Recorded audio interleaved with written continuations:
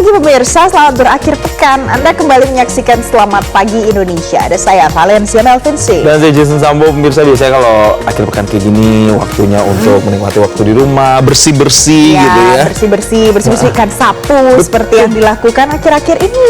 Yes, ini dilakukan sama pemerintah Provinsi DKI Jakarta pemirsa, yang bersih-bersih secara besar-besaran nih ikan sapu-sapu di sejumlah sungai dan juga waduk dan dalam sehari. Tau nggak kalian? Ini hampir 7 ton ikan sapu-sapu ya, alias yang disebut sebagai ikan invasif ini yang berhasil diangkut dari 5 wilayah di ibu kota. Oke, jadi langkah ini pemirsa berhasil berarti ya, 7 ton. Pemirsa, banyak sekali ikan sapu-sapu yang diangkut karena ikan sapu-sapu ini merupakan spesies invasif yang mengganggu ekosistem perairan. Ikan ini berkembang biak dengan cepat, kemudian memakan habitat ikan lokal serta merusak bantaran sungai dengan lubang-lubang yang dibuat oleh ikan sapu-sapu. Nah, pembersihan ini dilakukan secara serentak di 5 wilayah di Jakarta dengan melibatkan petugas Dinas Lingkungan Hidup dan Sumber Daya Air. Tidak hanya ikan dewasa saja, tapi petugas juga menargetkan telur ikan sapu-sapu untuk mencegah perkembangbiakan kembali. Nah, Gubernur DKI Jakarta Pramono Anung juga ikut meninjau langsung proses pembersihan sebagai bentuk komitmen pemerintah dalam menjaga keseimbangan lingkungan dan kualitas air. Kemudian dari hasil operasi ini, Pemprov DKI Jakarta sudah berhasil mengangkut 68.000 ekor ikan sapu-sapu dengan total berat hampir 7 ton. Di Jakarta Timur saja, pemirsa, hasil tangkapan ternyata lebih dari 700 kg. Dan pemerintah Provinsi DKI Jakarta menegaskan pembersihan ikan sapu-sapu akan dilakukan secara berkala untuk menjaga keseimbangan ekosistem dan mencegah kerusakan lingkungan yang lebih luas.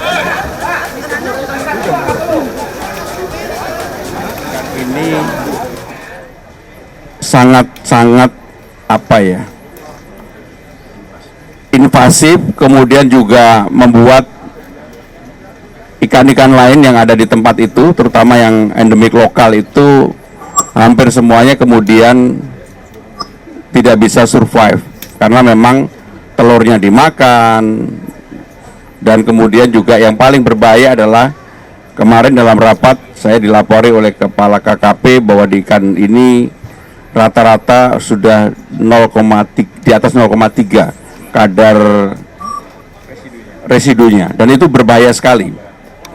Kalau itu kemudian dikonsumsi akan berbahaya, dan kalau dibiarkan maka dia akan merusak karena selalu dalam membuat rumahnya itu dia menggerogoti dinding dan sebagainya.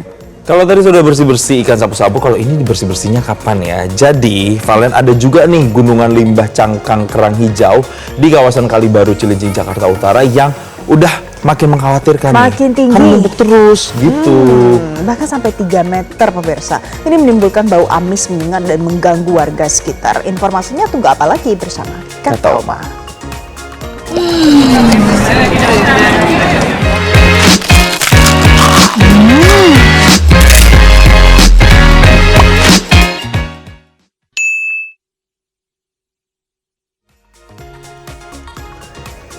Jadi pemirsa, limbah yang Anda saksikan di layar kaca ini berasal dari aktivitas pengupasan kerang hijau oleh nelayan dan juga warga setempat.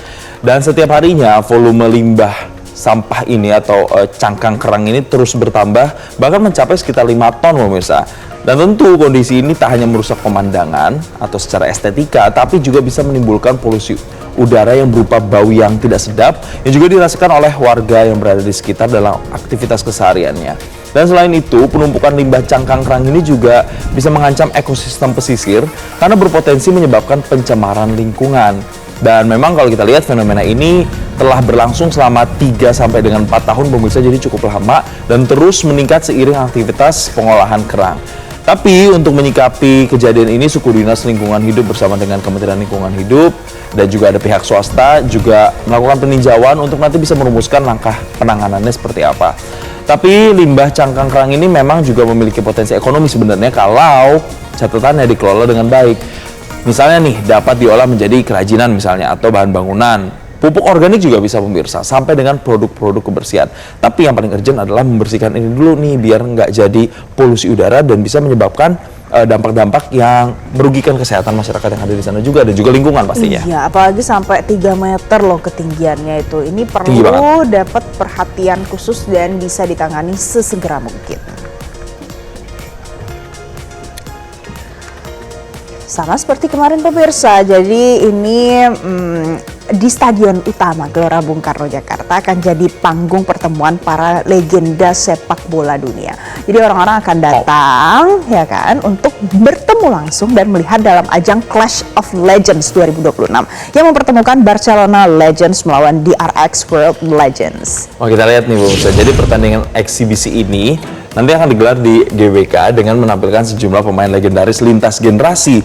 Macam-macam nih, jadi di kubu Barcelona Legends, nama besar yang identik dengan sejarah juga siap untuk tampil memikat. Sedangkan kubu DRX World Legends, ada juga sejumlah nama besar, kayak misalnya ada Alessandro Del Piero, Rivaldo, dan juga Fabio Cannavaro, yang sudah dikonfirmasi nih akan nanti turun juga ke lapangan. Tapi menariknya pemirsa, tim ini juga nanti akan diperkuat oleh legend timnas Indonesia yang menambah nuansa kebanggaan nasional dalam laga bertaraf internasional lah. Dan ajang ini tidak hanya menyajikan pertandingan, tapi juga jadi momen nostalgia tentunya bagi para penggemar untuk nanti bisa menyaksikan kembali aksi para bintang dunia ini di lapangan hijau. Tapi selain itu penyelenggaraannya juga menghadirkan pengalaman yang interaktif nanti berbasis teknologi supaya ya penonton yang datang ini bisa lebih dekat lah dengan para legenda. Dan Clash of Legends Jakarta 2026 tentu diharapkan bisa menjadi hiburan olahraga kelas dunia sekaligus menghadirkan perpaduan nostalgia global dan kebanggaan nasional bagi pecinta sepak bola di tanah air. Jadi ikut bangga ya Valen ya? Ikut bangga, dan nanti ini kita lihat ya siapa-siapa aja lagi yang akan datang dan main di sini. Mudah-mudahan ini membangkitkan kembali semangat para pecinta bola dari masa ke masa. Satu lagi pemirsa yang lagi hot diperbincangkan di media sosial. Ini soal pemerintah Pakistan yang terus mendorong upaya diplomasi antara Amerika Serikat dan juga Iran. Meskipun sampai saat ini jadwal perundingan lanjutan belum ditetapkan. Nah, Kementerian Luar Negeri Tadi itu adalah informasi dari AS Iran yang saat ini upaya untuk bisa diskusinya masih terus diupayakan. Sekarang kita balik lagi nih ke dalam negeri pemirsa, di mana ada retret Ketua DPRD se-Indonesia digelar di Akademi Militer Magelang dan dijadwalkan hari ini Presiden Prabowo Subianto itu hadir untuk bisa memberikan arahan langsung kepada para pesertanya di sana. Oh, jadi bagaimana pemirsa persiapannya di lokasi, kondisi terkini saat ini, pengamanannya bagaimana? Kita akan tanyakan langsung, ada Lorian Nuraja yang saat ini berada di Akademi Militer Magelang, Jawa Tengah. Lorian, selamat pagi. Lorian, jadi apa informasi terbaru yang Anda peroleh di sana, persiapannya bagaimana? Baik, Jason dan pemirsa Metro TV, saya saat ini berada di Kompleks Akademi Militer, di mana ini menjadi titik kumpul untuk ratusan pimpinan DPRD, mulai dari Ketua DPRD Provinsi, Kabupaten, dan Kota.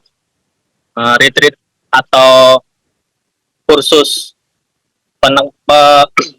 kepemimpinan pimpinan daerah ini sudah berlangsung sejak hari Rabu, tepatnya pada 15 April 2026, dan akan berakhir pada Minggu atau 19 April 2026. Direncanakan hari ini akan dihadiri oleh Presiden Prabowo Subianto.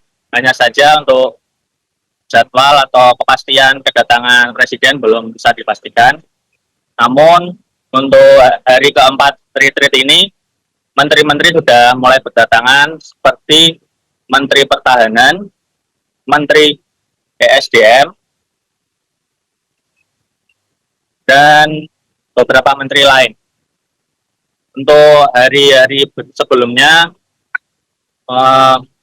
peserta sudah dibekali materi oleh Wamendagri, Gubernur Lemhanas, dan juga dari Ketua KPK. Untuk saat ini, pukul 8 dijadwalkan Menhan akan mengisi untuk hari keempat ini materi kepada pimpinan DPRD di seluruh Indonesia. Kembali ke studio. Ya, Lorian, satu lagi. Jadi nantinya apa kegiatan atau agenda yang akan dilakukan lagi setelah kegiatan pemberian materi selesai hari ini? Dan kalau Anda bisa rangkum lagi sejak hari pertama sampai dengan hari keempat ini ya berarti ya, progres materinya sudah seperti apa sih yang disampaikan kepada para peserta? Baik, untuk materi yang sudah disampaikan, di mana secara umum bahwasanya Wamendagri dan Gubernur Lemhanas ingin para ketua DPRD ini seluruh Indonesia bisa ada sinkronisasi antara di daerah maupun di pusat.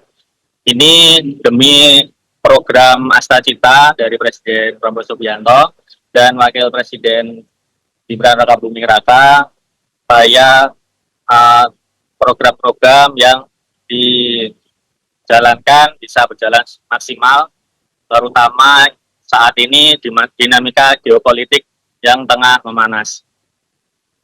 Kembali ke studio. Baik, Lorien, terima kasih untuk informasi terkini yang Anda sampaikan langsung dari Magelang, Jawa Tengah.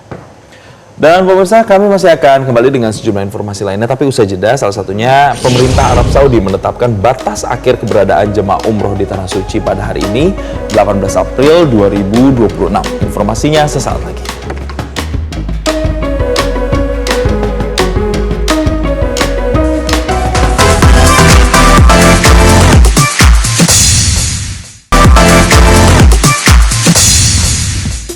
Pemirsa, Anda masih bersama kami di Selamat Pagi Indonesia.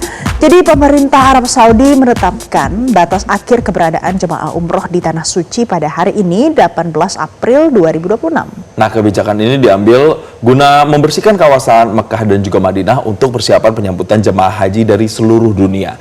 Dan bagi jemaah yang melanggar, nantinya otoritas Saudi akan memberikan sanksi tegas berupa denda hingga deportasi. Informasinya tunggu apa lagi bersama Kata Oma.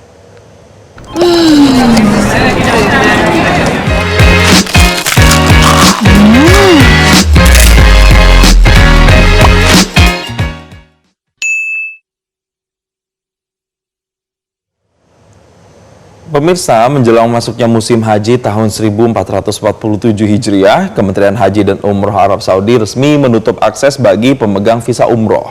Seluruh jemaah umroh diwajibkan sudah meninggalkan Arab Saudi paling lambat tanggal 18 April 2026. Dan langkah ini dilakukan untuk memastikan kelancaran alur kedatangan jemaah haji serta memudahkan proses sterilisasi fasilitas ibadah.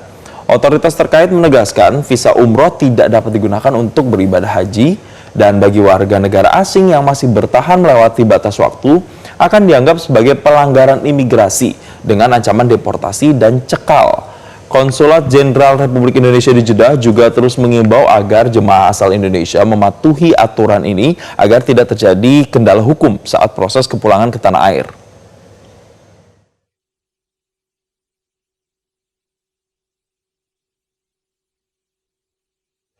Sementara itu ada sebanyak 360 petugas PPIH daerah kerja Madinah dan bandara diberangkatkan menuju Arab Saudi melalui Bandara Soekarno-Hatta. Wakil Menteri Haji dan Umroh Dhanil Anzar Simanjuntak berharap para petugas mampu memberikan pelayanan yang cepat, tepat, dan penuh empati.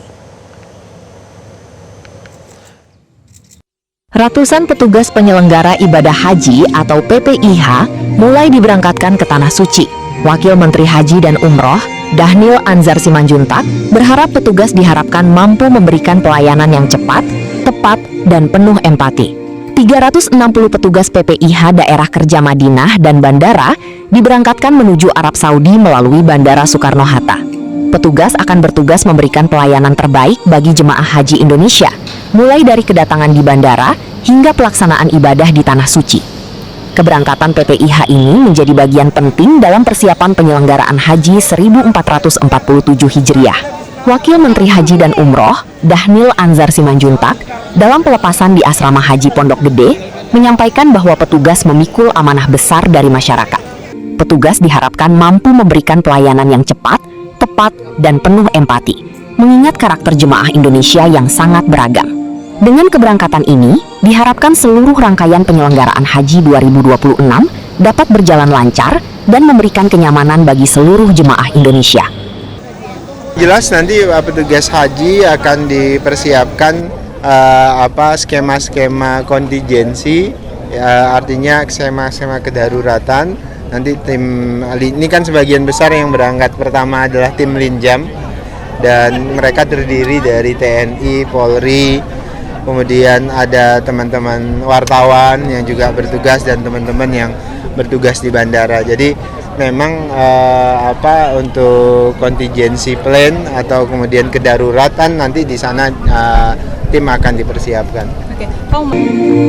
Dari Jakarta, Mahmud Fauzi, Metro TV. Pemirsa, jelang keberangkatan ke Tanah Suci, petugas penyelenggara ibadah haji atau PPIH Arab Saudi terus mematangkan persiapan. Ya, persiapan yang dimatangkan ini mulai dari pengecekan barang bawaan hingga kesiapan fisik dan juga psikis. Dan seluruh petugas PPIH nantinya diharapkan mampu memberikan pelayanan terbaik kepada jemaah haji selama ada di Tanah Suci. Dan berikut liputan jurnalis Metro TV, Mahmud Fauzi.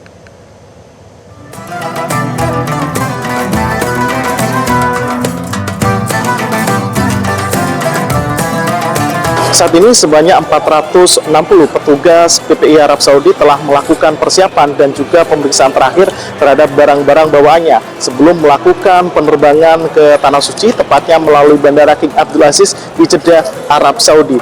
Ratusan petugas PPI Arab Saudi ini terdiri dari beberapa tusi seperti layanan kesehatan, layanan bimbingan ibadah, layanan konsumsi, transportasi, dan juga tusi media center haji. Ratusan petugas PPIH ini nantinya akan ditempatkan di dua daerah kerja, yakni daerah kerja bandara dan juga daerah kerja Madinah. Sebelum melakukan keberangkatan ke Tanah Suci, seluruh petugas PPIH Arab Saudi ini telah mendapatkan pelatihan dan juga pendidikan selama 30 hari di Asrama Haji Pondok Gede, Jakarta. Dalam pendidikan dan pelatihan itu, berbagai materi telah diberikan, seperti pelatihan terkait peningkatan fisik, kondisi psikis, dan juga peningkatan spiritual, serta teknis terkait penyelenggaraan ibadah haji pada tahun 2026. Selain diberikan pelatihan dan juga pendidikan, seluruh petugas PPIH ini juga diberikan beberapa fasilitas lainnya untuk menunjang kelancaran dan juga kesuksesan selama nantinya bertugas di Tanah Suci. Lalu seperti apa persiapan dan juga kesiapan petugas PPIH sebelum berangkat ke Tanah Suci? Saat ini saya sudah bersama dengan beberapa petugas PPIH Dakar Bandara ataupun Dakar Madinah yang akan melakukan keberangkatan ke Tanah Suci. Selamat pagi, Ibu. Dengan Ibu siapa? Ibu Hairul Umar. Ibu Hairul Umar. Ibu, persiapan apa saja yang telah dilakukan, Ibu? Persiapan mental sih. Mental biar siap dan kuat untuk di sana, terutama sabar menjalani atau menghadapi masalah-masalah yang kemungkinan akan terjadi nanti di sana. Ibu, nanti untuk di Arab Saudi apa saja, Bu, yang akan dibawa, barang-barang bawaannya? Banyak nih, udah kayak berenung petong kalau orang Betawi bilang. Apa saja, Bu? Kalau untuk yang di Arab Musnah itu memang harus dipersiapkan untuk alat-alat kebersihan yang non alkohol, terus bawa hairspray seperti ini nanti biar nggak biar nggak kering, bawa obat-obatan, terus kemudian ini tempat minum biar nanti lebih ringan, dan juga saya siapin sandal buat jamaah, insya Allah kalau misalnya jamaah mungkin ada yang kakinya kering atau kelupaan sandal gitu, kami dari tim petugas haji juga banyak yang menyediakan sandal untuk sedekah. Ibu, sebagai petugas haji, nantinya pelayanan seperti apa yang akan diberikan kepada jamaah haji Indonesia? Yang jelas kita memberikan pelayanan yang terbaik, yang responsif, sabar, dan kita bekerja sama dengan tim yang di kloter atau di rombongan itu biar sinerginya bagus gitu. Kalau khususnya saya di konsumsi ya, karena kan nanti kita berhubungan dengan para ketua kloter dan ketua reginya. Mungkin ada pesan-pesan terhadap petugas PPIH yang lainnya, Ibu? Kayaknya jaga tubuhnya, banyak minum vitamin, tetap semangat dan selalu sabar, dan harus memberikan vibes, senyum aja. Terima kasih banyak, Ibu. Semoga tugasnya di Arab Saudi bisa berjalan dengan maksimal. Terima kasih. Dengan berbagai persiapan yang matang, Kementerian Haji dan Umroh Republik Indonesia berharap pelaksanaan ibadah haji tahun 2026 ini bisa berjalan dengan maksimal dan seluruh petugas PPIH bisa memberikan pelayanan yang prima kepada seluruh jamaah haji Indonesia. Dari Bandara Soekarno-Hatta, Jakarta, Mahmud Fauzi, Metro TV. Pemirsa, berbagai cara dilakukan warga saat menggelar acara Walimatus Safari, Walimatus Safar atau Tasyakuran pemberangkatan calon jemaah haji. Di Kabupaten Brebes, Jawa Tengah, ada sebuah acara pelepasan calon haji yang berlangsung unik dan tidak sekedar doa bersama, tapi acara ini diwarnai dengan pembacaan sari tilawah Al-Quran dan puisi menggunakan bahasa lokal, yakni bahasa Brebes Tegalan.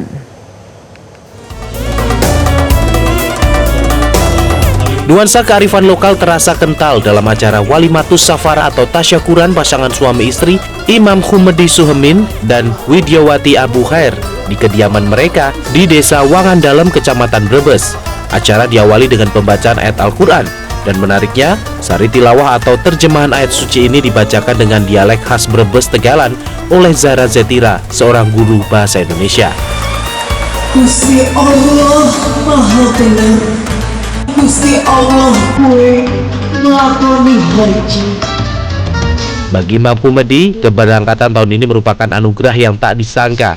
Ia dan istri yang semula berada di posisi cadangan akhirnya bisa diberangkatkan setelah menunggu selama 13 tahun, jauh lebih cepat dari antrean reguler yang bisa mencapai 20 atau 30 tahun. Yang awalnya itu cadangan, alhamdulillah biidznillah ini rezeki saya masuk di reguler haji tahun. Bapak jalan sendiri gimana? Rasanya alhamdulillah sangat bangga, senang sekali, ini rezeki yang tidak terkira. Kesan unik tidak berhenti di situ. Budayawan Pantura Atmo Tan Sidik turut hadir memberikan simbolis berupa kelapa hijau dan layang-layang. Kelapa hijau dipilih sebagai simbol filosofis pohon kehidupan yang seluruh bagiannya mulai dari batang hingga daun bermanfaat bagi manusia. Sementara itu layang-layang mengandung filosofi pengendalian diri. Meski terbang tinggi di angkasa, layang-layang tetap harus dikendalikan melalui tarikan dan uluran benang.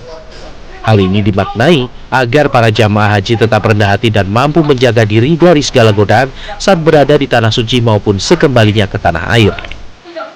Imam Humedi Suhemin beserta istri tergabung dalam kloter 6 melalui KBIH Al-Mabrur Kabupaten Brebes. Berdasarkan jadwal, mereka akan bertolak menuju embarkasi pada 22 April 2026 mendatang. Dari Brebes, Jawa Tengah, Suparji Rasban, Metro TV. Sementara itu pemirsa, persiapan penyelenggaraan ibadah haji embarkasi Makassar dipastikan telah mencapai 100% baik dari segi fasilitas asrama hingga administrasi seluruh jemaah. Kepala Kanwil Kemenhaj Sulsel Iqbal Ismail menyebutkan, sejak 3 minggu lalu, visa seluruh jamaah calon haji telah rampung. Saat ini, petugas tengah menyusun paspor jamaah berdasarkan kelompok terbang atau kloter. 5 hari jelang keberangkatan tercatat, sebanyak 10 kloter telah disiapkan paspornya, untuk selanjutnya dibawa ke imigrasi. Pihak embarkasi pun telah berkoordinasi dengan pihak bandara dan otoritas terkait. Sementara untuk syarikah atau pihak penyedia layanan di Arab Saudi, proses pembagian kartu nusuk akan dilakukan di asrama haji. Adapun kloter pertama dijadwalkan akan masuk asrama haji Makassar pada 21 April 2026 mendatang. Ya, alhamdulillah untuk tahun ini embarkasi Makassar mendapatkan 2 layanan lagi dari tahun sebelumnya, yaitu layanan kartu nusuk dan layanan makarat atau fast track. Apa itu layanan kartu nusuk? Layanan kartu nusuk adalah identitas jemaah dari pemerintah Saudi yang selama ini pembagian kartu nusuknya diberikan di kota Mekah sebelum masuk wukuf. Nah, tahun ini hasil lobby dari Kementerian Haji bersama dengan Kementerian Saudi Haji Saudi, ya alhamdulillah untuk pembagian kartu nusuk dipindahkan ke embarkasi, semua embarkasi. Nah, nanti jemaah haji pada saat sudah terima layanan kartu nusuk itu, kami harapkan untuk menjaga sebaik-baiknya kartu nusuk, karena itu adalah identitas jemaah haji dan kunci utama untuk bisa masuk Mekah dan Arafah. Tim Liputan Metro TV. Pemirsa, petugas penyelenggara ibadah haji atau PPIH Arab Saudi gelombang awal tiba di Bandara Internasional King Abdul Aziz, Jeddah. Kedatangan ini menandai dimulainya fase persiapan pelayanan jemaah haji Indonesia di Tanah Suci. Dan setibanya di Jeddah, ada ratusan petugas dari berbagai bidang, mulai dari kesehatan hingga transportasi, langsung menjalani proses pemeriksaan dokumen. Para petugas selanjutnya diberangkatkan ke Mekah dan Madinah untuk memastikan kesiapan akhir pemondokan, catering, serta transportasi sebelum kedatangan jemaah pada 23 Mei mendatang. Kehadiran PPIH lebih awal diharapkan bisa menjamin pelayanan yang profesional dan humanis agar penyelenggaraan haji tahun ini berjalan lebih baik dari tahun sebelumnya.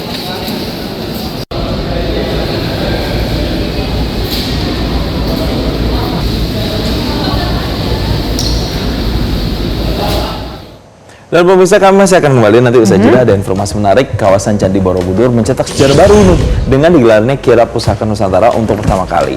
Dan kegiatan ini digelar dalam rangka memperingati Hari Warisan Budaya Dunia dan Hari Keris Nasional 2026. Saat lagi.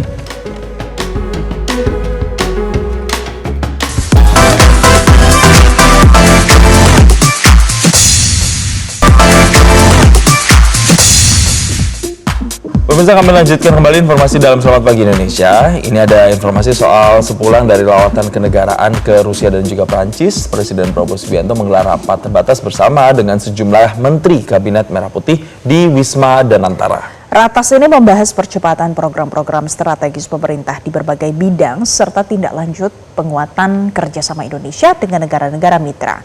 Dan pemirsa, dalam keterangan unggahan di akun Instagram resmi Presiden Prabowo Subianto, agenda ratas yang dipimpin Presiden Prabowo membahas percepatan pelaksanaan program-program strategis nasional di bidang pendidikan, ketahanan, pangan, hilirisasi industri, serta pemanfaatan sampah menjadi energi atau waste to energy, yang juga bertujuan untuk mengatasi masalah sampah. Pertemuan ini jadi langkah strategis dalam menindaklanjuti hasil penguatan kerjasama Indonesia dengan negara-negara mitra, sekaligus mendorong sinergi lintas sektor untuk mendukung pertumbuhan ekonomi dan pemerataan pembangunan nasional ke depannya.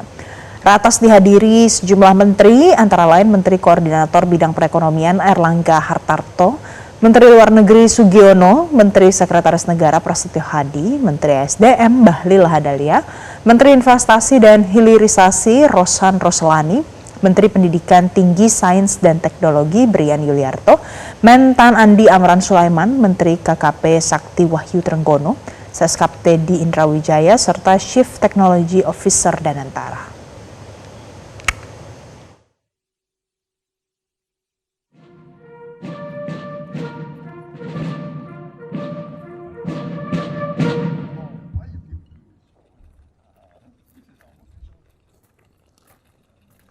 Pemirsa, tumpukan limbah cangkang kerang di wilayah Cilincing, Jakarta Utara jadi sorotan. Ya, selain itu kemunculan ikan sapu-sapu di sungai-sungai Jakarta juga menunjukkan masih buruknya kualitas perairan. Dan berikut laporan jurnalis Metro TV, Randi Alfaras dan juru kamera Bayu Muda. Pemirsa, memang fenomena pencemaran lingkungan tidak hanya terjadi di perairan wilayah Jakarta saja yang sudah 60% dikuasai oleh banyaknya ikan sapu-sapu di 60% wilayah Jakarta. Namun juga di tempat saya berada saat ini, yakni di Kelurahan Kalibaru, tepatnya di Kecamatan Cilincing, Jakarta Utara, juga terjadi fenomena pencemaran lingkungan lainnya, yakni dengan adanya tumpukan kulit kerang hijau yang sudah bertumpuk di area bibir pantai Cilincing sejak 3 hingga 4 tahun lalu, yang mana menurut banyak pengamat lingkungan, kalau tumpukan kulit kerang hijau ini berpotensi untuk mencemar lingkungan karena mengandung zat logam atau juga merkuri yang begitu pekat, sehingga berpotensi untuk mencemari baik itu untuk tanah ataupun juga untuk air yang ada di pinggir pantai Kalibaru, Jakarta Utara. Memang ini diketahui berasal dari aktivitas masyarakat sekitar yang kebanyakan berprofesi sebagai pengupas dari kulit kerang.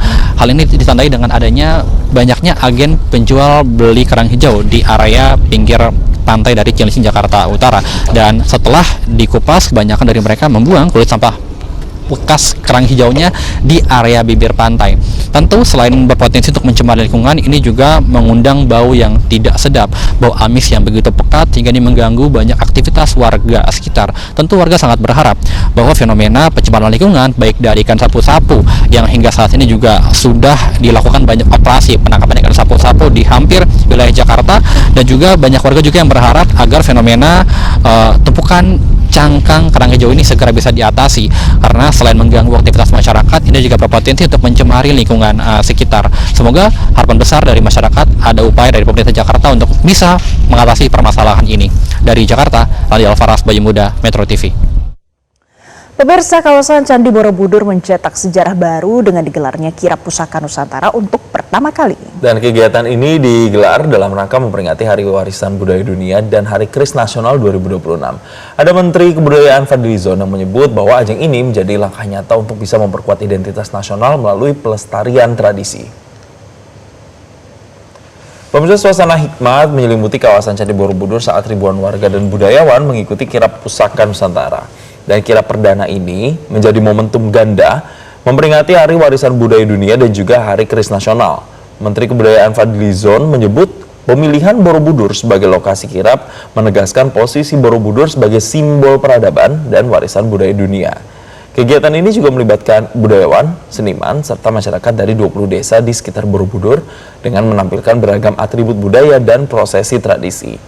Pemerintah berharap bahwa kirap pusaka tak hanya menjadi upaya pelestarian budaya, tetapi juga memberikan dampak ekonomi dan memperkuat kesadaran untuk menjaga warisan dunia. Dari Bumdesma kepada Bapak Menteri. Bapak Menteri Karena Borobudur ini adalah warisan budaya kita yang sangat ikonik, simbol kemajuan budaya dan peradaban kita dari masa lalu.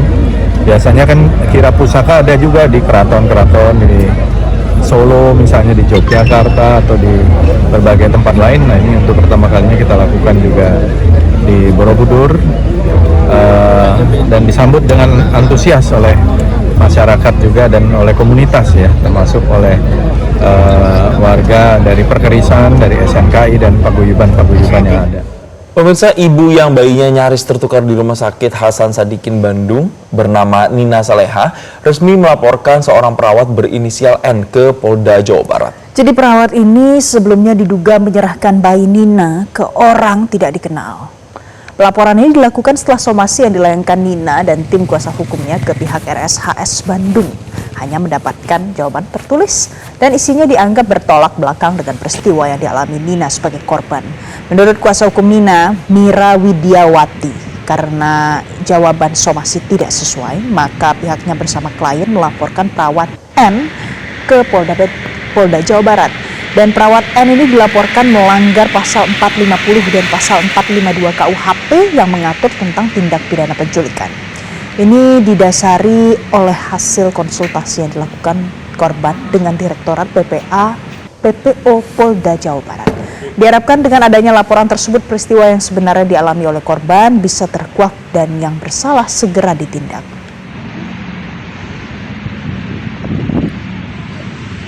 Meresponnya dengan mengirim surat dan membuat tutup dan statement yang berbeda dengan apa yang dialami klien kita.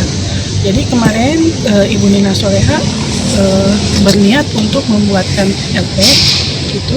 Terlapornya Suster N, gitu. Dan barusan kita konsultasi dulu dengan di sini Direktorat PPO Polda Jabar dan direkomend untuk langsung membuat laporan polisi terkait dengan pasal 450 dan 452 ya, KUH pidana.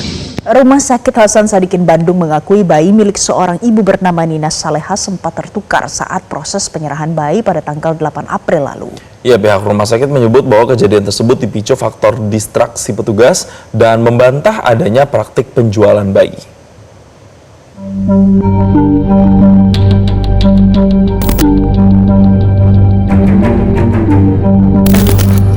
Urang mah teu narimanya eta ka perawat. Pihak Rumah Sakit Hasan Sadikin Bandung akhirnya memberikan penjelasan resmi setelah video seorang ibu rumah tangga bernama Nina Saleha viral di media sosial.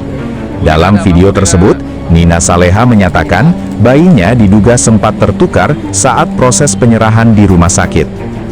Rumah sakit menjelaskan, kejadian berawal saat petugas menerima informasi dari keluarga pasien lain bahwa Nina Saleha sedang keluar ruangan. Di saat bersamaan, petugas juga melayani pertanyaan dari keluarga pasien lain yang menyebabkan terjadinya distraksi.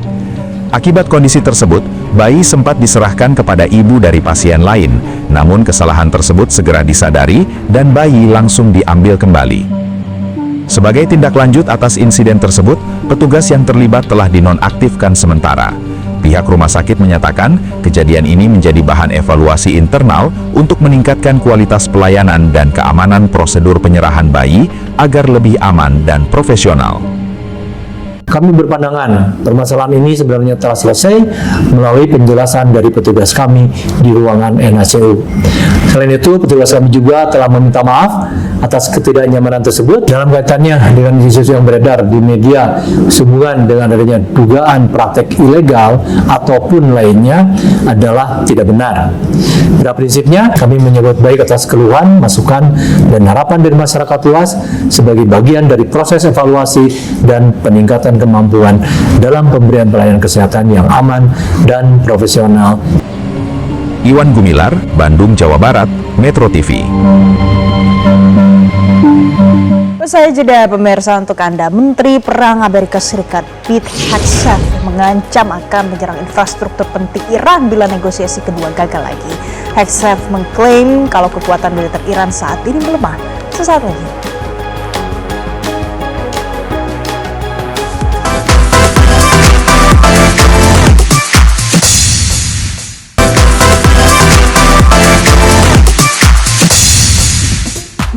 Pemirsa, Anda masih bersama kami di Selamat Pagi Indonesia.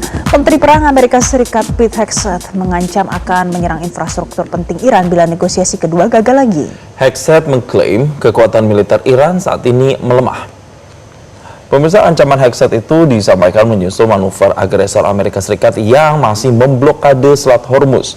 Pete Hegseth menyebut Amerika Serikat terus memantau pergerakan militer Iran, termasuk aset dan distribusi kekuatan mereka di lapangan. Hegseth sesumbar kekuatan militer Amerika tidak sebanding dengan pihak Iran dan menyebut situasi ini bukanlah pertarungan yang adil. Menurutnya, Iran saat ini masih berupaya memulihkan fasilitas militer yang rusak, termasuk rudal dan sistem persenjataan yang tersisa.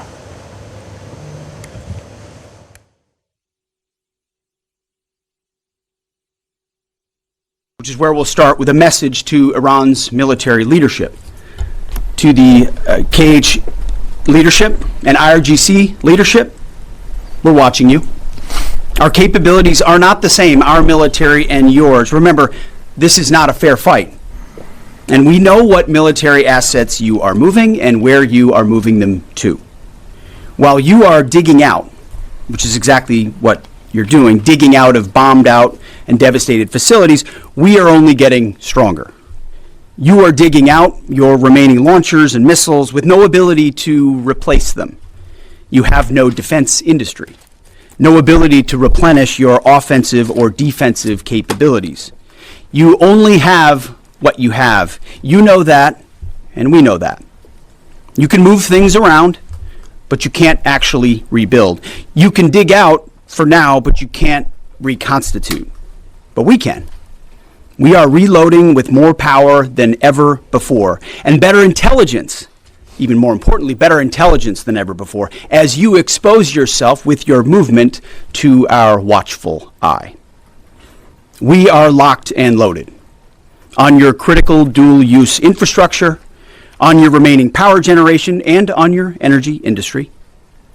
We'd rather not have to do it, but we're ready to go at the command of our president and at the push of a button. Presiden Amerika Serikat Donald Trump mengklaim siap untuk datang langsung ke Pakistan untuk menandatangani kesepakatan damai dengan Iran. Berbicara di depan Gedung Putih, Trump mengungkapkan kemungkinannya berkunjung ke Islamabad, Pakistan jika kesepakatan damai dengan Iran berhasil dicapai. Trump menyebut Pakistan telah memainkan peran penting sebagai mediator dalam upaya diplomatik antara Washington dan Teheran. Jika terjadi kesepakatan, ketegangan global berpotensi menurun, termasuk di kawasan Selat Hormuz, jalur vital distribusi minyak dan gas dunia. Pakistan to seal the deal yourself? I would go to Pakistan, yeah. Pakistan has been great. They've been so good. Islamabad, I might go. Yeah. If the deal is signed in Islamabad, I might go. The field marshal has been great. The prime minister has been really great in Pakistan. So I might go. They want me to go. Sementara itu, pasca negosiasi di Islamabad pada pekan lalu, situasi keamanan di Timur Tengah masih bergejolak. Meski gencatan senjata sementara sudah dicapai, serangan balasan antara Israel, kelompok Hizbullah, dan Iran masih terus terjadi. Kondisi ini memunculkan tanda tanya besar akankah perdamaian benar-benar bisa terwujud. Ketegangan di kawasan Timur Tengah tak kunjung mereda. Meski diplomasi terus diupayakan, dinamika di lapangan menunjukkan konflik masih bersifat fluid dan mudah memanas kembali. Amerika Serikat dan Iran memang telah menyepakati gencatan senjata sementara, Namun kesepakatan ini dinilai masih rapuh dan sangat bergantung pada hasil negosiasi lanjutan. Presiden Amerika Serikat Donald Trump menyatakan kesepakatan damai dengan Iran berpeluang segera tercapai. Ia menyebut sebagian besar poin penting telah disepakati dan proses finalisasi dapat terjadi dalam waktu dekat. Namun di balik optimisme tersebut, Washington tetap menahan tekanan militernya. Salah satunya dengan melanjutkan blokade laut terhadap Iran di Selat Hormuz meski jalur pelayaran itu telah dibuka kembali oleh Teheran. This will be a great and brilliant day for the world because Iran has just announced that the Strait of Hormuz is fully open and ready for business and full passage. Kebijakan ini dinilai sebagai upaya menjaga daya tekan terhadap Iran agar mau menerima syarat-syarat yang diajukan Amerika Serikat, terutama terkait program nuklir dan keamanan regional. Di sisi lain, pihak Pentagon menilai Iran saat ini berada dalam posisi tertekan. Kapabilitas komando dan kontrol militer Iran disebut mengalami penurunan signifikan pasca serangan yang terjadi selama konflik. Meski demikian, kondisi tersebut justru dinilai membuat Iran lebih berkepentingan untuk menjaga gencatan senjata. Appreciate that. On the ceasefire front, it's right. Their command and control capabilities are highly degraded, so their ability to talk, see, sense is at the worst it's ever been.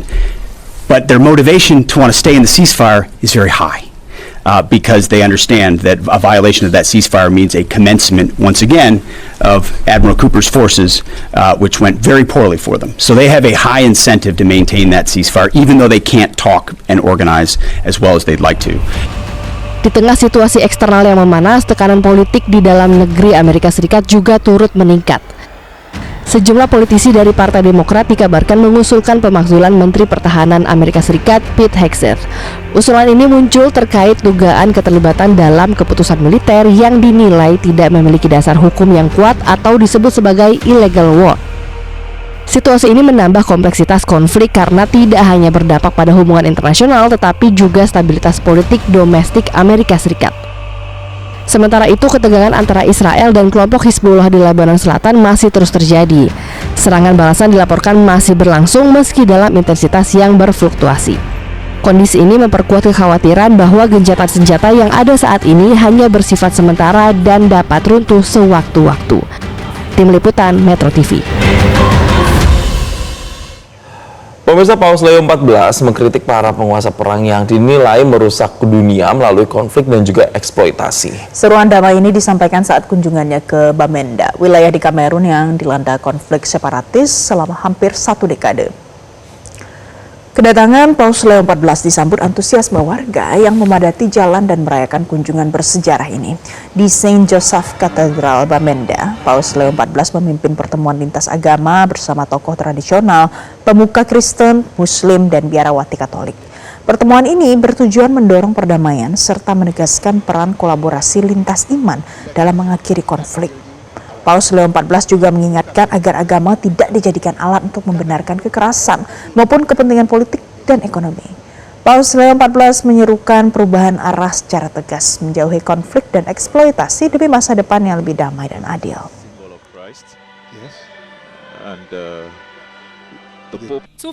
Jesus told us, "Blessed are the peacemakers." But woe to those who manipulate religion in the very name of God for their own military, economic, or political gain, dragging that which is sacred into darkness and filth. Yes, my dear sisters and brothers, you who hunger and thirst for justice, who are poor, merciful, meek, and pure of heart, you who have wept, you are the light of the world. Presiden Amerika Serikat Donald Trump menanggapi kritik dari pemimpin Gereja Katolik Paus Leo XIV terkait perang dan seruan perdamaian. Donald Trump menegaskan kebijakannya terhadap Iran dilandasi keamanan global dan menyebut Iran tidak boleh memiliki senjata nuklir. Meski menyatakan menghormati sang paus, Donald Trump menilai pemimpin Vatikan tersebut perlu memahami realitas geopolitik dunia. Pope understands, very, very important. It'd be nice not to say it. Iran killed 42,000 people that were totally unarmed. They were protesters. Iran cannot have a nuclear weapon. If they did, every country, including Italy, where he's stationed, every single country in the world would be in trouble. So we're doing very well with respect to that, having to do with the whole situation on Iran. The blockade is amazing. It's holding up very strong, very powerfully, and I think we're making a lot of progress in that. But the Pope has to understand Iran, very simple. Iran cannot have a nuclear weapon. The world would be in great... Pemirsa, di tengah belum stabilnya jalur pasokan energi global imbas penutupan Selat Hormuz oleh Iran, Menteri Keuangan Amerika Serikat Scott Bessent optimis harga bensin di Amerika bisa turun menjadi $3 per galon pada musim panas mendatang. Menteri Keuangan Amerika Serikat Scott mengaku telah menemui sejumlah rekan di Timur Tengah serta para Menteri Keuangan beberapa negara. Ia memprediksi ketika Selat Hormuz dapat dibuka, pasokan energi Amerika akan mulai kembali normal atau mengalami penurunan dalam waktu sepekan.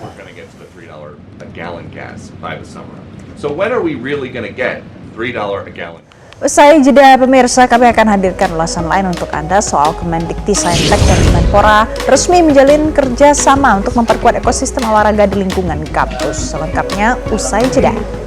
Bisa langsung disinergikan dengan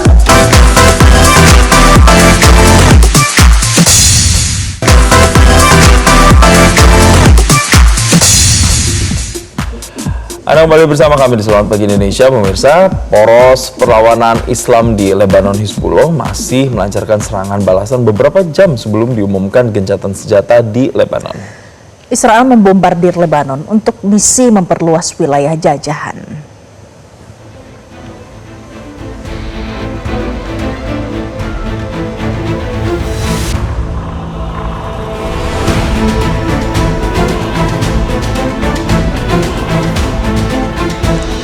Pemirsa, serangan balasan Hizbullah diantaranya menargetkan pangkalan Eliakim milik tentara Israel di selatan kota Haifah. Serangan balasan ini dilakukan Hizbullah dengan meluncurkan rudal kualitatif.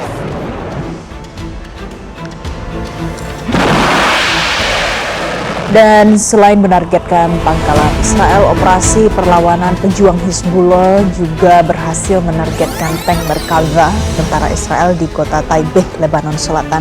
Operasi balasan ini dilakukan dengan menggunakan drone penyerangan.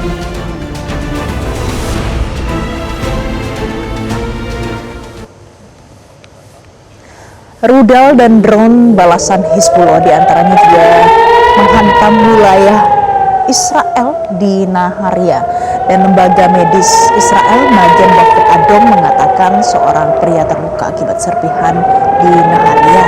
2 orang lainnya terluka parah di area Karmiel. Suara sirine bersautan ketika serangan balasan Hizbullah menembus wilayah pendudukan Israel. Sementara itu, pemirsa, Komandan Pasukan Quds IRGC Ismail Qaani menyatakan kalau rakyat Lebanon yang tercinta dan masyarakat kawasan mengetahui bahwa pemenang di medan tempur yang menentukan adalah Hizbullah. Ismail menegaskan jika gencatan senjata terjadi, itu adalah hasil dari keteguhan perlawanan Lebanon dan dukungan dari Republik Islam Iran. Gencatan senjata 10 hari di Lebanon yang diumumkan Donald Trump mencerminkan pergeseran realitas di lapangan, di mana kerugian yang meningkat bagi rezim Israel serta tekanan terkoordinasi oleh Iran dan Hizbullah telah mengubah bentuk medan perang dan diplomasi. Donald Trump mengatakan gencatan senjata selama 10 hari dilakukan usai ia melakukan percakapan secara terpisah dengan Presiden Lebanon Joseph Aoun dan Perdana Menteri Israel Benjamin Netanyahu pada hari Kamis lalu.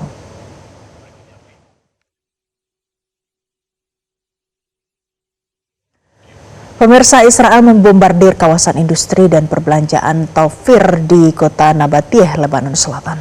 Ya, pemirsa, serangan brutal Israel itu dilakukan hanya beberapa jam sebelum gencatan senjata diumumkan.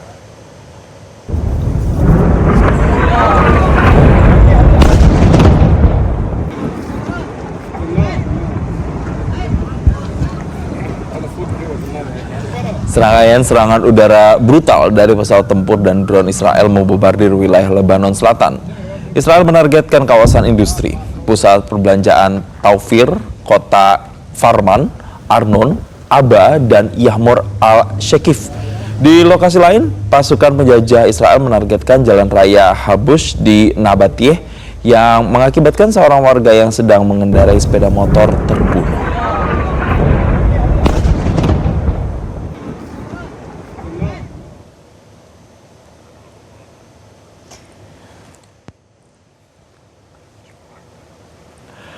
Pemirsa, beberapa jam sebelum diumumkan gencatan senjata, pasukan penjajah Israel mengklaim berhasil menghancurkan infrastruktur Hizbullah di wilayah Ainata, Lebanon Selatan. Klaim itu sebagai legitimasi untuk melakukan genosida terhadap rakyat Lebanon. Militer Israel sesumbar telah menghancurkan sekitar 70 fasilitas pejuang Hizbullah hanya dalam waktu 1 menit. Klaim ini terbantahkan setelah media Lebanon memberitakan serangkaian serangan udara itu yang menghantam blok permukiman warga yang berdekatan dengan rumah sakit pemerintah Bin Jbeil di Ainata serta sebuah rumah warga di Al-Maslak.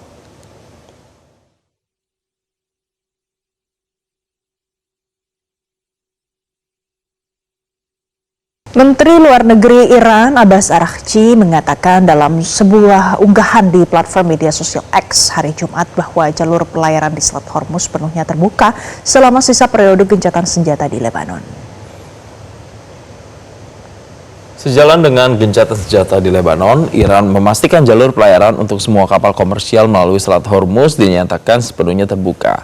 Hal yang sama juga disampaikan Presiden Amerika Serikat Donald Trump yang menyebut bahwa Iran telah sepenuhnya membuka kembali selat tersebut dalam sebuah unggahan di platform media sosialnya Truth Social.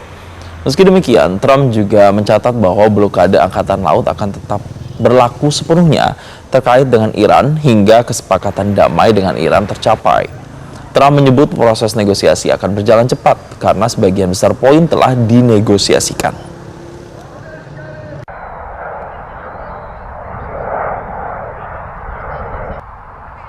Sementara itu, menyusul pernyataan Iran tentang terbukanya Selat Hormuz, Presiden Turki Recep Tayyip Erdogan mengatakan sangat penting bagi Selat Hormuz untuk tetap terbuka guna memastikan kebebasan navigasi.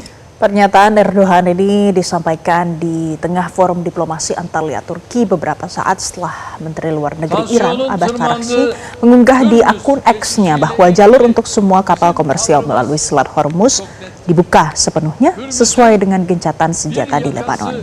Abbas Araghchi mengatakan jalur ini akan tetap terbuka selama sisa periode gencatan senjata di Lebanon.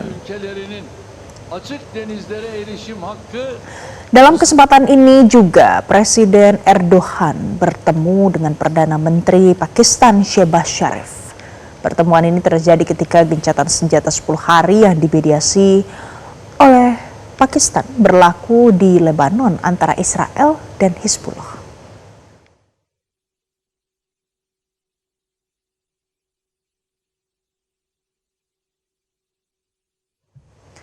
Presiden Amerika Serikat Donald Trump menyatakan kesepakatan untuk mengakhiri perang Amerika Serikat Israel dengan Iran hampir selesai. Donald Trump menambahkan pembicaraan mengenai kesepakatan damai yang langgeng akan diadakan akhir pekan ini di Pakistan.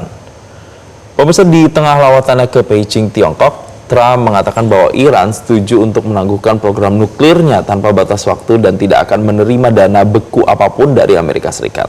Saat ditanya apakah dirinya akan pergi ke Pakistan untuk menandatangani kesepakatan potensial tersebut, Trump menyatakan hal itu mungkin ia lakukan.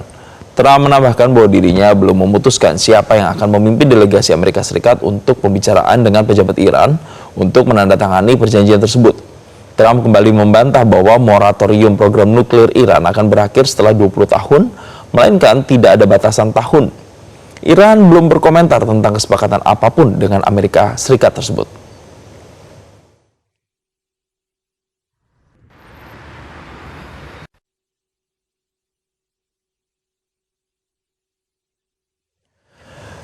Pemirsa, Presiden Amerika Serikat Donald Trump mengklaim siap untuk datang langsung ke Pakistan guna menandatangani kesepakatan damai dengan Iran.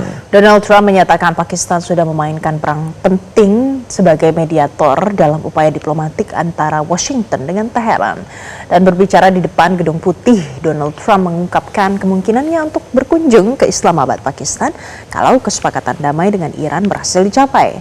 Donald Trump menyatakan Pakistan sudah memainkan peran penting sebagai mediator dalam upaya diplomatik antara Washington dengan Teheran. Diketahui Pakistan tidak memiliki hubungan diplomatik dengan Israel. Donald Trump juga memuji kepemimpinan Pakistan yang dinilai berkontribusi dalam mendorong proses negosiasi. Jika terjadi kesepakatan, ketegangan global berpotensi menurun, termasuk di kawasan Selat Hormuz, jalur vital distribusi minyak dan gas dunia. Pakistan has been great. They've been so good. Islamabad, I might go. Pakistan to seal the deal yourself? I would go to Pakistan, yeah. Pakistan has been great. They've been so good. Islamabad, I might go. Yeah. If the deal is signed in Islamabad, I might go. The field marshal has been great. The prime minister has been really great in Pakistan. So I might go. They want me to go. Pemirsa, ada lebih dari 2 juta warga di jalur Gaza saat ini berjuang melawan krisis kesehatan akibat tumpukan sampah yang bercampur dengan reruntuhan bangunan di seluruh wilayah tersebut. Warga Palestina di kota Deir al-Balah melaporkan kondisi hidup yang menyedihkan, di mana anak-anak mulai menderita penyakit kudis, ruam kulit, hingga gangguan pernapasan akut. Meski gencatan senjata telah tercapai sejak Oktober 2025, pemulihan infrastruktur berjalan sangat lambat, meninggalkan banyak keluarga yang terpaksa tinggal di tengah tumpukan limbah karena tidak mampu berpindah. Dan dalam kondisi putus asa, warga bahkan terpaksa menggali tumpukan sampah untuk mencari kardus atau bahan bakar demi menyalakan api untuk memasak makanan. Dan upaya pembersihan yang dipimpin oleh pemerintah daerah dan Badan Pembangunan PBB atau UNDP terus berlanjut, namun terkendala oleh sangat terbatasnya sumber daya dan alat berat. Rekonstruksi total wilayah Gaza masih belum memiliki jadwal yang jelas, menambah ketidakpastian bagi jutaan warga yang bertahan di atas puing-puing konflik.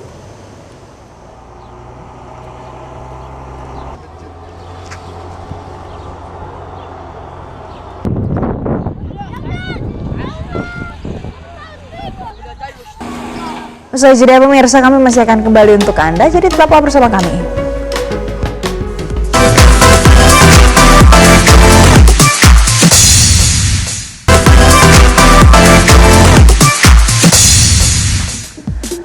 Pemirsa, Metro TV akan menggelar ajang apresiasi tertinggi bagi para pemimpin daerah melalui National Governance Awards 2026 yang akan diselenggarakan tanggal 24 April mendatang di Jakarta. Proses penjurian berlangsung dengan melibatkan Dewan Juri kompeten untuk memastikan objektivitas dan kualitas kinerja pemerintahan di daerah. National Governance Awards 2026 hadir sebagai momentum istimewa dalam memperingati Hari Otonomi Daerah sebagai wujud apresiasi terhadap perjalanan otonomi daerah yang telah memberikan keleluasaan bagi daerah untuk berinovasi. Penghargaan ini menjadi refleksi penting untuk mengukur sejauh mana semangat otonomi telah diterjemahkan menjadi pelayanan publik yang lebih cepat, transparan, berkeadilan bagi masyarakat dengan mendorong kepala daerah untuk terus menggali potensi lokal serta meningkatkan daya saing daerah. Presiden Direktur Metro TV Arief Suditomo menegaskan bahwa ajang ini bukan sekedar seremonial, melainkan sebuah upaya showcasing inovasi kepala daerah dalam menjawab tantangan pembangunan. Indeks Pembangunan Manusia atau IPM menjadi rapor utama, namun tetap mengintegrasikan data primer dan referensi dari berbagai pihak. Sebanyak 38 kategori telah disiapkan untuk menilai detail inovasi para pemimpin, mulai dari sektor pendidikan hingga peran e-government. Kita ingin sekali melihat daya inovasi dari para pemimpin daerah ini untuk mengatasi banyak sekali masalah yang bukan saja dari pengelolaan anggaran, tetapi juga bagaimana mereka menyikapi tantangan-tantangan lain. Nah, itulah salah satu menjadi tujuan kita untuk showcasing keunggulan-keunggulan dari inovasi kepala daerah yang menghadapi banyak sekali tantangan-tantangan, bukan saja pengelolaan anggaran, tetapi masalah-masalah yang terkait sama pembangunan peningkatan indeks IPM mereka yang terkait sama kesehatan, pendidikan, dan juga pada akhirnya daya beli masyarakat. Proses penjurian dilakukan dengan sangat ketat. Dewan juri yang terdiri dari unsur Kemendagri, Ombudsman hingga pihak Metro TV memberikan pandangan dan argumen berdasarkan data-data independen untuk menghindari subjektivitas. Anggota Ombudsman Republik Indonesia Robert Naendi Jaweng menyoroti bahwa daerah yang maju harus mampu menerjemahkan visi menjadi eksekusi serta terbuka terhadap kolaborasi lintas sektor. Penjurian ini mengedepankan kepemimpinan yang strategis, yang punya visi, yang punya strategi, tapi juga bisa mentransformasi visi dan strategi ke tahapan eksekusi. Pemberian penghargaan ini adalah motivasi dan apresiasi terhadap mereka yang sudah membuktikan kinerja yang bagus. Tentu itu pertama. Tapi lebih dari itu kalau saya adalah ini harus menginspirasi bagi daerah-daerah lain. Wakil Menteri Dalam Negeri Bima Arya Sugiarto menambahkan bahwa perdebatan dalam ruang pencurian murni berfokus pada validitas data. Mengingat ketiga juri memiliki perspektif data yang beragam, mereka berupaya mencari benchmark terbaik bagi daerah agar penghargaan ini benar-benar memberikan dampak nyata bagi rakyat di tingkat lokal. Perdebatannya lebih kepada aspek data ya, karena kami tidak mau penilaian ini berat kepada hal sifatnya personal dan subjektif. Kita berharap ini kemudian menjadi benchmark gitu ya, ada tolak ukur dari kepemimpinan dalam isu-isu yang spesifik. Nah, sehingga menjadi acuan bagi kepala daerah, tidak saja tentunya untuk menerima sebatas award atau penghargaan saja, tapi yang dirasakan langsung oleh warga, oleh rakyatnya masing-masing. Siapa sajakah kepala daerah yang berhasil membawa pulang penghargaan dan menjadi inspirator bagi daerah lainnya? Saksikan keseruan Malam Puncak National Governance Awards 2026 yang akan disiarkan secara langsung pada 24 April 2026 hanya melalui live streaming di kanal YouTube Metro TV. Dari Jakarta, Satrio Adi, Muhammad Zuhal, Metro TV. Kita ke informasi lain, pemirsa. Ada hamparan bunga tulip dan juga daffodil yang mewarnai kawasan Bollenstreek, Belanda, yang menjadikan musim semi menjadi penuh warna dan juga ini tentu jadi daya tarik bagi wisatawan. Jadi setiap akhir Maret sampai awal Mei, ladang bunga di sekitar kota Lize dan Taman Keukenhof mencapai pada puncak mekarnya.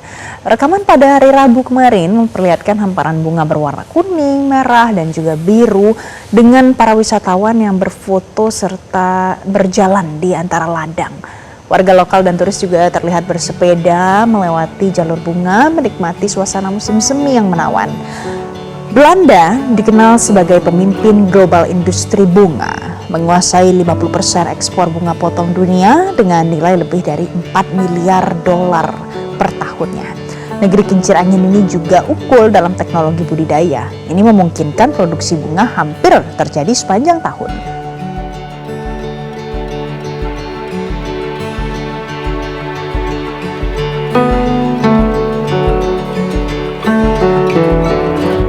Pemirsa, Laos menyambut tahun baru tradisional Bun Pimay dengan ritual penyucian diri dan pesta siram air yang meriah.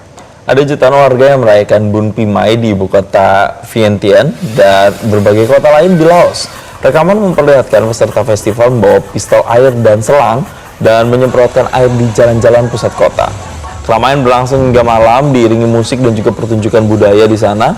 Dan festival Bun Pimay yang digelar setiap 13 hingga 16 April menjadi hari libur utama di Laos. Tradisi penyiram air dipercaya membawa berkah kesehatan, kemakmuran, dan juga keberuntungan, sekaligus membersihkan nasib buruk di tahun sebelumnya.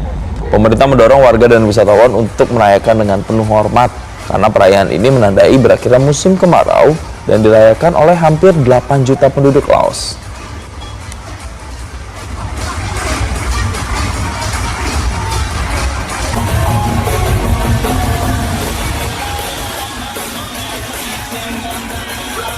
Pemirsa, ribuan orang meramaikan festival siram air tahunan di Prefektur Otonom Dai di Xingxuabana, Tiongkok Selatan pada hari Rabu kemarin. Jadi festival siram air 2026 berubah jadi karnaval penuh semangat, diikuti warga lokal suku Dai dan wisatawan. Para peserta membawa ember, pistol air hingga baskom. Mereka saling menyiram air dengan penuh tawa dan kegembiraan. Perayaan ini menandai tahun baru etnis Dai, sekaligus menjadi salah satu tradisi paling penting di kawasan tropis Xishuangbanna. Suasana kota penuh dengan musik, pertunjukan budaya, dan gelak tawa. Ini membuat ini menjadi festival penuh dengan daya tarik bagi wisatawan.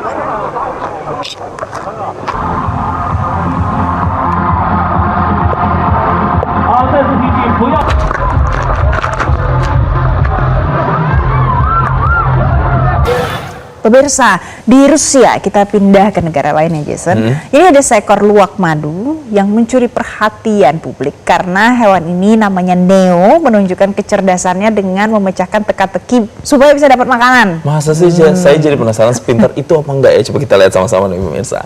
Jadi ada seekor luwak madu bernama Neo di kebun binatang Moskow yang jadi sorotan setelah aksinya terekam saat memecahkan teka-teki untuk memperoleh makanan. Dan dalam video ini, Neo terlihat mengambil potongan daging yang disembunyikan di dalam wadah berbentuk permen yang digantung dan ada juga sekantong jerami pemirsa. Pihak kebun binatang menyebut luwak madu merupakan hewan yang sangat cerdas dan membutuhkan stimulasi mental secara rutin. Karena itu para penjaga secara berkala merancang berbagai teka-teki guna menjaga aktivitas dan kecerdasan hewan tersebut. Nama Neo sendiri diberikan karena kecintaannya terhadap madu serta kemampuan memanjat sarang lebah berkat kulitnya yang tebal.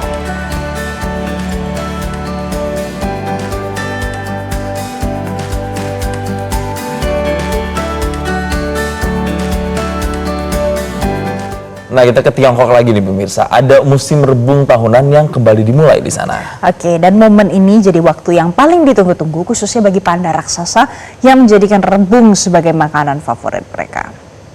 Nah, pemberian rebung ini kepada panda dilakukan secara musiman mengikuti pola makan alami panda di alam liar. Para pengasuh mengatakan kalau panda raksasa mulai makan daun bambu muda sejak usia 7-8 bulan ini untuk membangun kekuatan gigitan. Dan dalam sehari panda bisa makan sampai 6-8 kali dengan total konsumsi mencapai 30 hingga 40 kg rebung. Dan selain rebung, panda juga bisa diberikan makanan lain untuk menjaga keseimbangan nutrisi mereka.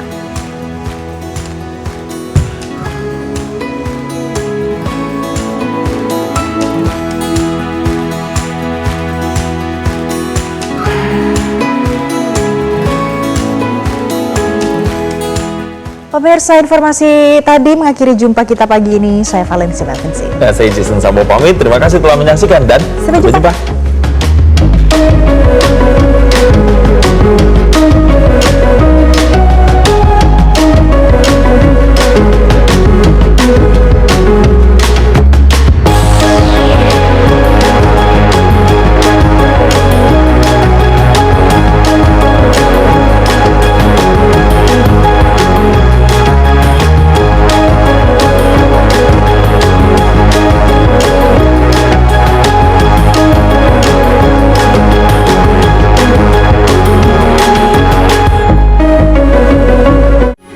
Metro TV,